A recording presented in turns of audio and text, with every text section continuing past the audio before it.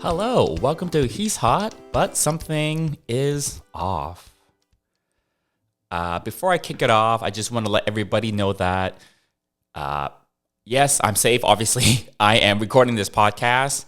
I've been lucky enough to not have been in the paths of any of the fires going on here in the greater Los Angeles area. And thank you to everybody that's messaged me or left a comment just checking if I was okay. And I am. And I think the closest, though, where I was on high alert was last week, Wednesday, which was when the Sunset Fire up in the Hollywood Hills, that broke out. It was 6:30 at night, I think, was the recorded time for when that fire started. It started literally out of nowhere. That whole area was under what they call a red flag warning, that means there were conditions, high winds, low humidity, etc., that were very conducive for a potential fire to start if there was some sort of ignition source. But yeah, it was like 6:30 p.m. And shortly after that, I saw that, there's a fire nearby. For those of you that are not that familiar, I'm all brushed up on it because it is kind of sort of, it's all I'm reading about is all the news and developments on the fires right now. But there are two types of evacuation warnings, if you will, that you can get. So it's like red and yellow when you see it on a map. And if you're in a evacuation zone where it's red, that means you need to leave now. Like, you need to actively evacuate. And the other type you get is a warning. And a warning means the evacuation isn't mandatory, but there's a good chance that you might need to evacuate. So you should prepare, pack up your stuff, be ready to go at a moment's notice, be ready to evacuate. So you get like a warning of a possible evacuation, which is the yellow, and then you get an actual evacuation order, which means you have to go where it's red when you look at it on the map. So I was pretty close to a evacuation warning because that yellow warning went down to, I think, was it Hollywood Boulevard or Sunset Boulevard? I think it might have been Sunset Boulevard. I can't remember exactly at that time where it went to, but basically it went right up to, I believe it was Sunset, and that was basically where my gym is. There's a lot of businesses and buildings on Sunset Boulevard, which is like a major street that runs east-west. And my gym is right on Sunset Boulevard, and I'm like walking distance to the gym. For me to walk to Sunset Boulevard is about like a 15-minute walk. It's less than a mile. So it was getting pretty close to the point where I actually started packing up some of my items that I don't use every day, that I can just have it in the duffel bag or in my luggage and go. It wasn't scary per se. I feel like I have the mindset where I'm very action oriented. I think my brain automatically kind of goes into, if there's not like a sudden shock of danger, if you will, my head automatically goes into, okay, we need to go do something. What can we do to mitigate the risk? What can we do to prepare for this possible emergency? So I started packing and making an evacuation checklist. And luckily, we didn't have to evacuate here. And they put out that Sunset Fire up in the hills very, very quickly. But obviously, there are a lot of people further north with the other fires that are still raging. The Palisades Fire and the Eaton Fire in particular are the big ones making the news. And a lot of people have lost everything. The whole house has burned down. Whole communities have burned down. The only advice I think I want to give out there that might be helpful for listeners of this podcast is a lot of people want to donate money to the cause, because obviously there's a lot of people that are in need right now. Just be careful where you're donating your money to, because unfortunately, there are also donation scams that have also popped up. So just be very careful if you choose to donate money to an organization, and a lot of times these things happen online now. Just make sure you're donating to a reputable organization or donating to people that you trust. So there's less of a chance that it's going to be a scam, and there's a greater likelihood that the money you do donate will really go towards the people who are in the most need right now. Yeah, and for people that are in SoCal, in the greater Los Angeles area, LA County is very, very big, by the way. So for people who are not familiar with LA County, I believe it's the biggest county in the US. And it's so big that when something happens when there's like a fire in one part of LA County, there could be another part that's like many miles away. So for people who don't really know kind of like the geography of LA County, and they hear that, oh, there are fires in LA. LA County is so big that there's a good amount of LA County that are thankfully, and at least so far, not affected by the fires. We did get some, there was more smoke and unhealthy air for like most of LA County, most of the LA area actually last week. But the air has cleared up a little bit, which is good. It's Tuesday afternoon as I record this on the 14th. I know this goes up on a Thursday. But yeah, mid this week, we're supposed to get an increase in winds. And it seems like, winds can change direction on a moment's notice. But the forecast is that the winds are going to be to the south of the existing fires, which means that it could either blow the fires back onto themselves, which is a good thing, or blowing fires towards the coast and towards the ocean, which is also good. The bad thing is if the winds blow in the direction that would spread more embers or create new fires towards new areas of land where there is still fuel for the fire to burn, like brush and grass and that kind of stuff, or towards more populated communities. So it's not over yet. The fires are still burning. But just want to give you guys an update, especially for those of you that, maybe you're not so familiar with the topography or geography of LA, and I feel like all the headlines just say LA is on fire. There are fires in LA. But yeah, within LA County, there are a lot of different towns and cities.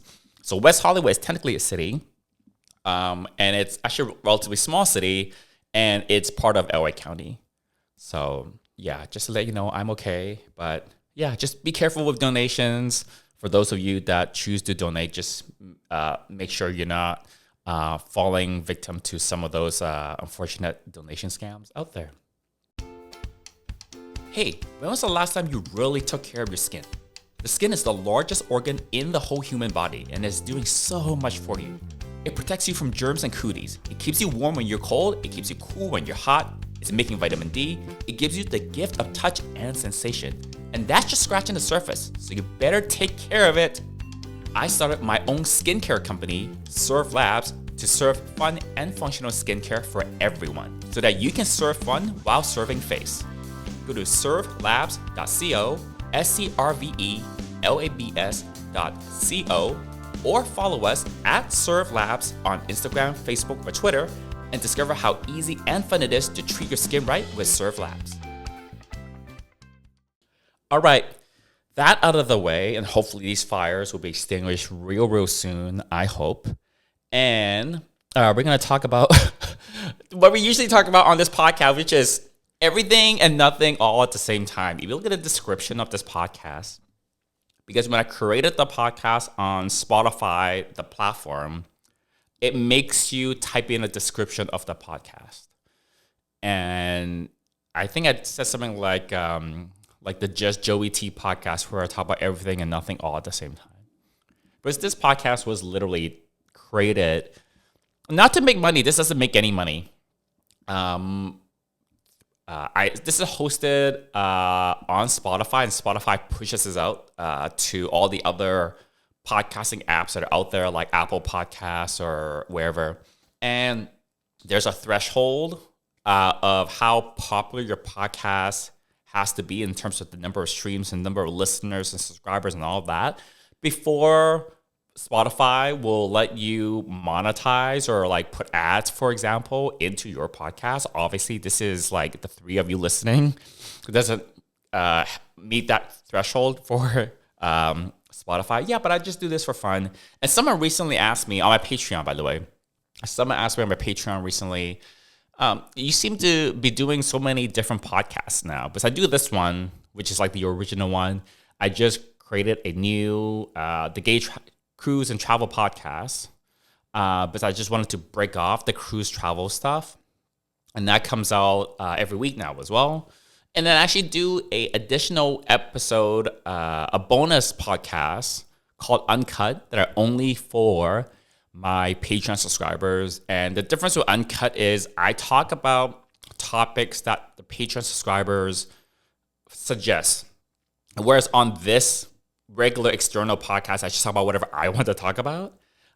So please look at even if you are not super psyched about another subscription, just feel free to like check out the Patreon. Even if you don't subscribe and you don't pay any money at all, you can still browse and take a look at some of the types of content that actually go up on the Patreon. I actually have a lot of fun creating content for the Patreon.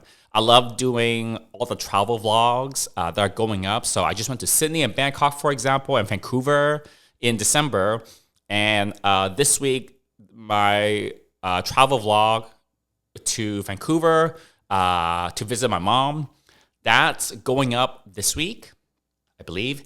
And then next week, I have my Sydney vlogs going up. It's split into multiple parts because I was in Sydney for several days. And that's where people can see me hang out with my Aussie friends, which are some of my closest friends. And then there's going to be a series of vlogs for Bangkok where I was spending the time between Christmas and New Year's Eve. And there's some hot boys in that one. There's going to be a bit in the Bangkok travel vlog where there's some hot boys. That's all I'm going to say. But anyways, but someone was asking me, does it feel like work to do all these podcasts and all the content? And I think the podcasts they don't really feel like work. The cruise stuff, I'm passionate about that topic. And I don't find it tedious to record any of the podcasts that I produce. I did put a lot of thought before starting the Uncut podcast, and I put a lot of thought before starting up another podcast just for the cruise and travel stuff. But when I'm recording, I just talk and talk and talk. I talk so goddamn much. The editing for the podcasts are really easy, at least relative to other editing work that I do for like videos. Yeah, but I find it enjoyable. So there you go. And I'll just do it until I feel like I don't want to do it anymore. One thing I want to talk about that's actively happening is the selling of the condo. I mentioned I'm selling the condo in a previous episode. And tomorrow, the realtor has arranged for a handyman to come in. And if you're watching the video version of this podcast, which is on my YouTube channel, Just Joey T, you see every single podcast episode, very nearly like 99.9% of the podcast episodes I've ever recorded has been in this room. And you've seen this like green background. On camera, it looks kind of like it looks like a darker green than it is in person, just because of like the lights and the camera settings that I'm using. In person, it's a cooler mint green. In person, it's a pretty color, and I picked it intentionally. But when you go list a house for sale, you've all seen like listing photos of houses, or you might watch HGTV or whatever, and houses in listings never have, the good photos and the good listings anyways, the ones that look nice. The listing photos never have strong colors on any of the walls. When the realtor did the walkthrough of my place in December, he was kind of borderline about whether we should keep this mint green wall. Again, on camera, it doesn't look mint green, but you just have to trust that it's like a light, cool mint green in person. It's the camera, the lights that I'm using for recording the podcast that makes it look weird. But the handyman's going to come and paint it. The rest of the walls in this room is white. Basically, it's a off-white. It's a white that has itsy tiny itty bit of green to it.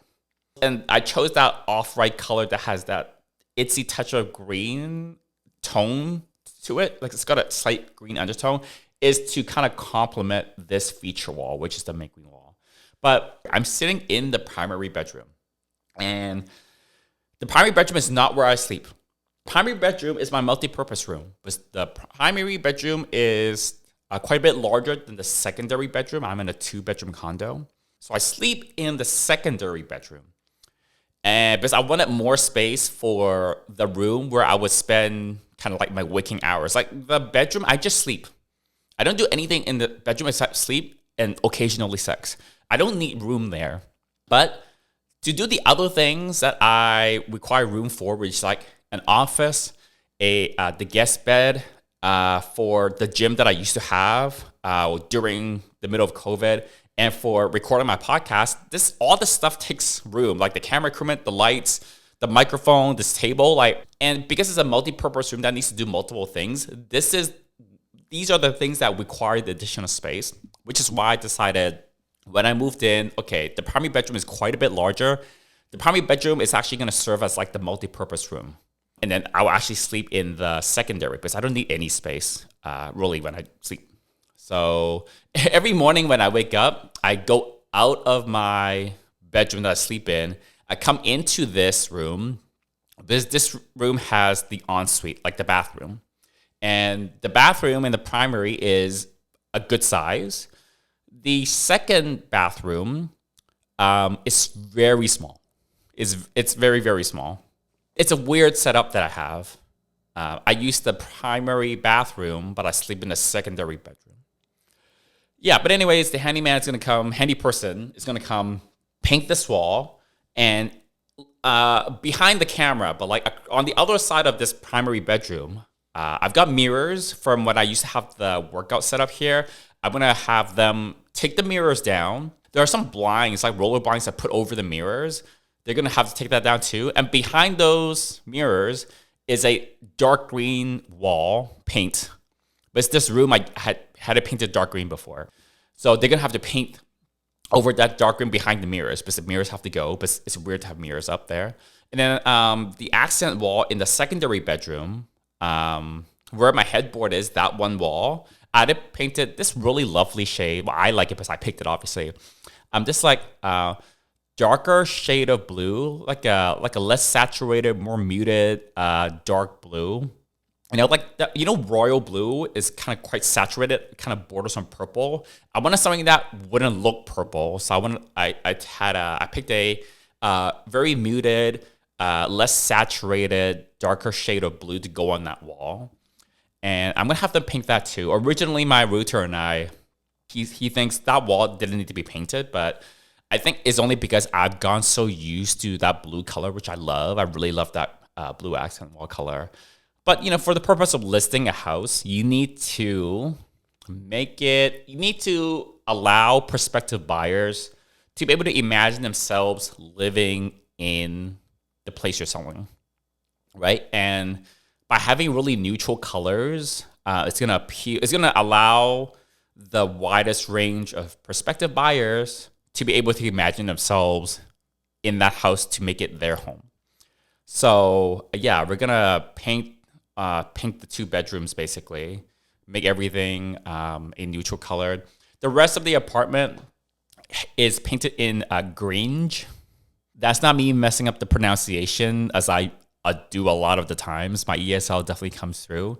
But grange is a cross between gray and beige. They don't call it greige. Oh, maybe they pronounce it greige. I've heard it pronounced gringe. Maybe I just made it up in my head. It's a cross between gray and beige. Is it greige?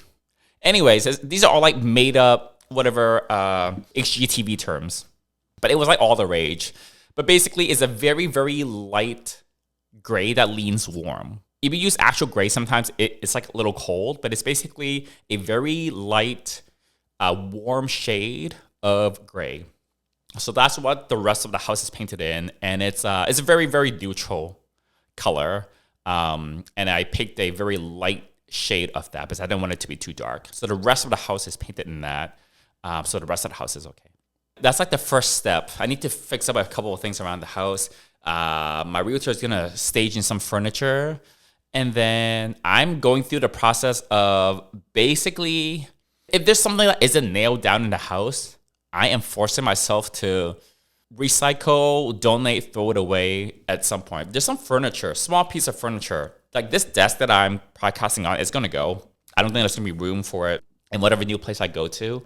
And I was looking at places to like donate their furniture to. But like donation places, a lot of the times, they don't take certain types of furniture. So the two big donation places around here, one of them, they don't take any sort of office furniture. And I got this desk, which is office furniture. And I've got a chair for this, which is office furniture. And I have a rolling whiteboard, which is office furniture. So it's like, okay, I can't have like 5 different companies come in, organizations come in to pick and choose what they want to grab and not grab. I don't have the time to entertain 5 different companies come in. And also the donation places want me to like, they need the furniture to be like basically at the curb. And the point of this is I am not going to move the furniture myself. They need to come into my house and like, it'll fit in the elevator. There's no stairs that they need, but like I live in an apartment and it's not feasible for me to like roll all the stuff out to like the lobby of the thing. Like I must want to just trash it myself. So like none of that made sense. So as much as I would love to just donate it directly to a charity or whatever, I'm probably going to end up getting like a junk removal company, one that hopefully partners with some sort of organization where they can then donate that stuff on my behalf. I need people to come into my house where I don't need to lift a finger. I need things to be easy and simple. You know, especially when it's like something as complicated and kind of stressful as like selling your house and having to move. Moving is stressful enough. Like it needs to be easy. Okay, I'm not gonna like move stuff down. I'm not moving stuff down the curb. Okay, this is the same reason why I have a robot vacuum. Because I'm not really that messy a person. I don't eat a lot of like super messy things, and I don't have any carpet. I've got like a rug in the living room, and that's it. Everything else is just hardwood floors. So the robot vacuum does very well. It vacuums when I'm at the gym once a week. And yeah, there's not really any like crumbs or dirt or dust usually. Like I don't usually have to break out the big vacuum cleaner ever unless I make a mess. Okay, can I tell you something for real? Skincare is not really a sexy topic. No one's waking up in the middle of the night thinking, oh my God, I have to take care of my skin. I know I talk a lot on the podcast. I have a lot of opinions and I have a lot of advice to give. But if you don't listen to me about anything, listen to me about this. You have to take care of yourself and you also have to take care of your skin. I believe in it so much and I think it's such a critical thing that I started my own skincare company, Serve Labs, to serve fun and functional skincare for everyone. And you know what? Not to toot my own horn, but people are always telling me, your skin looks so good and I can't believe how old you are. Do you know why? Because I've been taking care of my skin for many, many years. But I know for a lot of you, skincare just sounds like another chore. But I want to make it fun. And that's where Serve Labs comes in. Go to servelabs.co, servelabs.co, or follow us at Serve Labs on Instagram, Facebook, or Twitter, and discover how easy and fun it is to treat your skin right with Serve Labs. And it's the same thing why if I ever have to buy something for the kitchen, some sort of kitchenware, it has to be able to go into the dishwasher. I did not like this thing where it's hand wash only. That's like, there's no part of my life at any point during any hour or day or week of the month of any year where I want to be hand washing anything. What is the point of hand washing stuff? No, Mary, like I don't, it's such a waste of time to me to hand wash stuff. It's a most annoying chore. It's like we need to be able to, in my household, if anything is hand wash only, like it's banned for life. Like hand wash only things are not allowed in my house.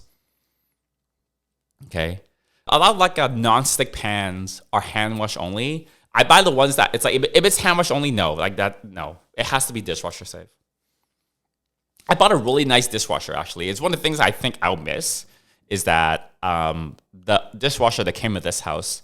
It was an older one. It was like okay. I wasn't gonna replace it, but coincidentally, a few months or definitely within the first year after I moved in, the latch on it broke, and I was like, I didn't break it intentionally, but it did break. It was a slightly older dishwasher, and I was like, I'm gonna get the dishwasher of my dreams. Doesn't mean it was a super expensive one, but I picked a very specific model of dishwasher. This is the best dishwasher I have ever used. It cleans everything. No matter what kind of detergent you put in, it cleans everything. It scrubs everything clean. It dries plastics. That's very hard for most dishwashers to do. And it dries plastics without using heating elements. There's a lot of dishwashers, there are heating elements on the bottom. It's creating heat and heating everything up to dry the moisture. But even then, it has to get so hot for that to work. But this particular, you can see how gung-ho I am about this dishwasher. But it's a dishwasher, it's something that makes my life easy. Anything that makes my life easy, that, it doesn't take a lot of maintenance. Like the dishwasher is like the best example of this. It washes all the dishes. I hate doing dishes. It washes all my dishes. And this dishwasher, it cleans everything 100% every time. Every time. This is such a good dishwasher. And it dries plastic. Because I've got all these blender bottles for my protein shakes. It dries them all every single time. It's so good. It is so good. I'm surprised I don't have dreams about my dishwasher. It's one of my favorite parts of the whole house. Because it makes my life easier. I need things to make my life easier. I'm getting rid of things that don't make my life easier. I actually have a coffee machine in the kitchen. And I use it almost every day. And I have a latte before the gym. And it's $1,000. It's not cheap.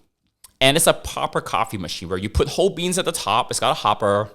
It grinds the beans down into the portafilter. And it makes espressos. And it's got a steam wand so you can steam milk. It's like a proper thing. It's got a little touchscreen, a colored touchscreen. You can have fancy things on it. It was $1,000. I didn't need it. I bought it years ago when I had disposable income, apparently. And now I'm thinking, you know what? I do like lattes, but I think I'd rather have something simple. I think I'd rather have a Nespresso machine, which is like with the little pods you put in, you press a button, and it gives you not actual espresso, but like a facsimile of it. It's not the same. But I was just at my friend Jay's place in Sydney. He's got Nespresso, and you can taste that it's not an actual espresso shot that comes out. It's a facsimile, something similar-ish. It's not the same. But the fact that you can put this little capsule in and press a button, and then 30 seconds later you have coffee, and there's no cleanup, basically. It's very alluring, so I'm thinking I might just get rid of this coffee machine. Because it grinds the beans, but you get grounds everywhere. You have to have like a towel nearby to wipe up the grounds. And yeah, it's got a little steam wand to steam your milk for lattes or cappuccinos or whatever. But like that steam wand, it clogs once in a while, but you're, submerging it in milk. And, you have to like wipe it down all the time. It's just enough work that I'm thinking, I should just get an espresso machine.